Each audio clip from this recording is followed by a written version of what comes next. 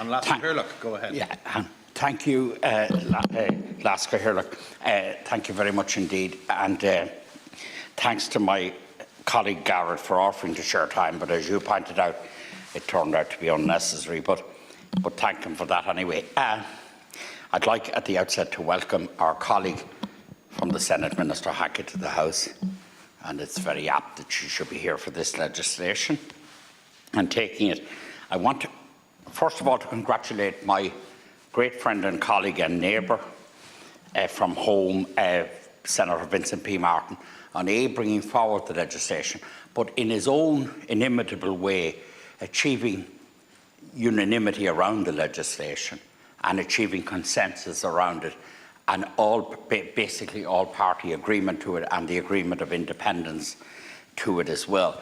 That, I think, is a testimony to not only his sincerity and competence, but also his skills at mediation and organisation of people together. And I salute Vincent P. for that, Senator Vincent P. for that, and for the legislation. I think the legislation is very worthy in that I think our colleague, I heard very briefly on the monitor, I had been very busy today too, but I heard briefly on the monitor our colleague Senator Lynn Boylan, who has, I understand, a level of expertise in this area, making the apt point that now the Department are presented with incontrovertible evidence on the science behind the need to preserve our native bees, the black bee, on the science behind it, on the legal frameworks there within European law.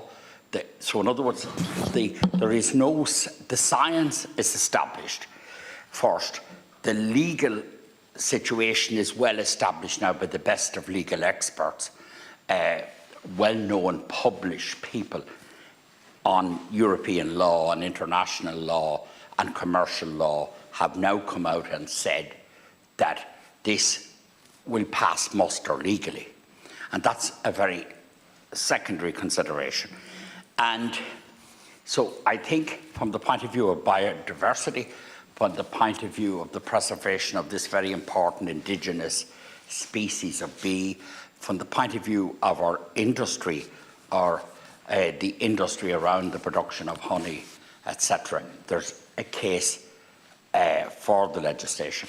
What I'd like my good friend, and I mightn't be able to stay to listen to him, and he won't mind, I'll pick it up on the blacks, my good friend Senator Martin to address at the end maybe is how we would deal with the people, and I understand them to be very few in number, the people who are importing non-indigenous bees from elsewhere, who are doing the importing and who would stand to make a certain level of commercial loss. I presume, if I understand it correctly, they would be phasing into the new situation, but there might have to be some compensation process there for them and for if they had workers involved. And I'd like Senator Martin to comment on that, and more important, no, that is important that you comment, and also that the Minister might respond on that, in that...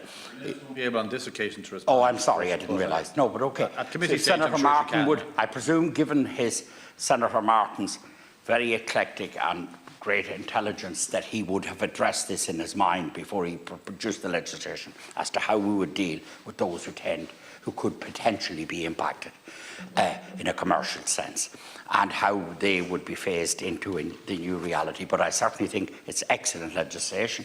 I had the privilege of attending the briefing organised by Senator Martin, and I mean, and there were good questions at it, and there's an incontrovertible, an unarguable case for this, and it's timely legislation. It's supported by us all, and I'm enthusiastically backing it, as is my party, and I wish it well, and I hope it goes through all stages very, very quickly and successfully. And I will read the blacks to check, or I will talk to you privately as to how you propose to address that question, because I can think of no other issue.